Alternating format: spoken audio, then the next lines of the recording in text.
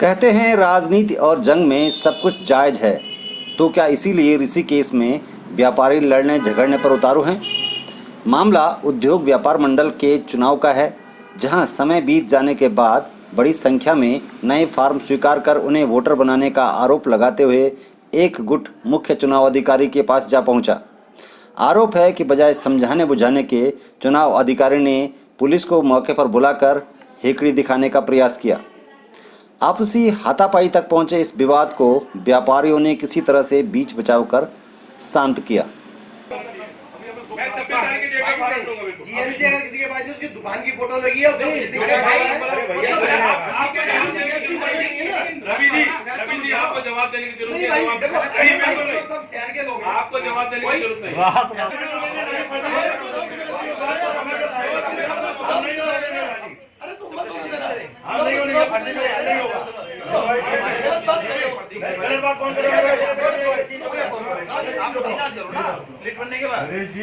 चुनाव तो करते बैठे ना, इसमें इलेक्शन नहीं होता।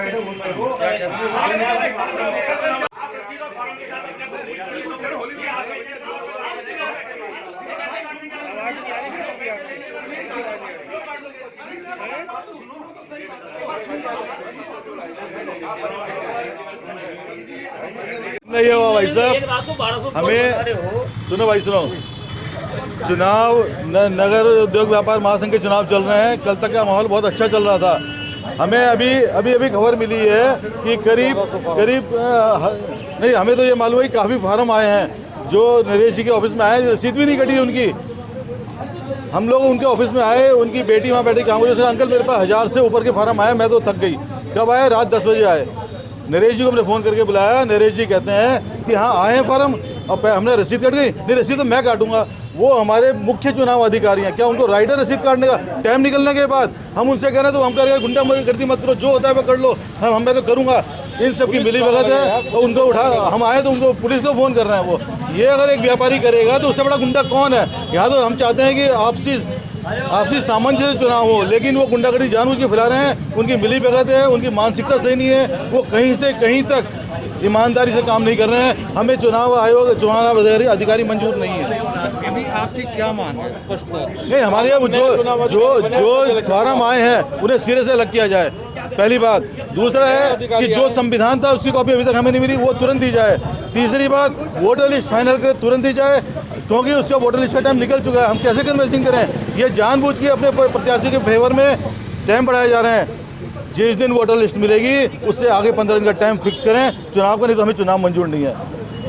आज का विवाद एक अननेसेसरी विवाद है। कुछ लोगों को ये शंका है कि अवैध वोट या गलत वोटर को वोट बनाए गए, और मैंने उनका शंका समाधान ये करने की कोशिश की थी कि कोई भी अवैध वोट नहीं बनाया जाएगा। अभी जितने भी लोगों ने अप्लाई किया है वो एक सिर्फ एप्लीकेशन है, उनको हमने वोट नहीं बनाए हैं। वोट बनाने के लिए स्क्रीनिंग कमेटी उसकी चेक करके अगर उसको पास करेगी तो ही वो वोटर बनेंगे, और उसके वोटर बनने के बाद भी हम 2 दिन का समय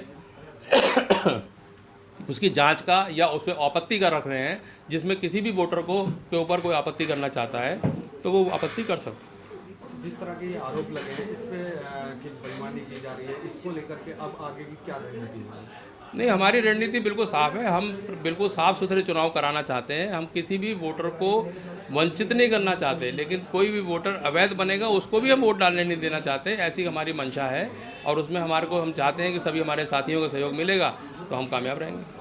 एक सवाल ये भी है कि जिस तरह की ये चीज़ें आज हुई हैं तो उसको देखते हुए क्या चुनाव पर किसी तरह का असर पड़ सकता है या नहीं? चुनाव की तिथि 10 तारीख निश्चित है, उसमें कोई परिवर्तन नहीं होगा। चुनाव पूरा नियम के अनुसार ही होगा, और कोई अननेसेसरी दबाव बनाना चाहेगा या हमसे कोई प्रेशर में कोई काम कराना चाहेगा, ऐसा कोई काम नहीं होगा। अच्छा, एक वो आरोप लगा रहे हैं कि संविधान की कॉपी नहीं दी गई है हमें अभी तक। संविधान की कॉपी अगर लेनी हो, मेरे पास संविधान की कॉपी मौजूद है, फोटोस्टेट करा लेनी। संविधान तो आप रजिस्ट्रार से भी ले सकते हैं, कोई दिक्कत नहीं है उसके अंदर।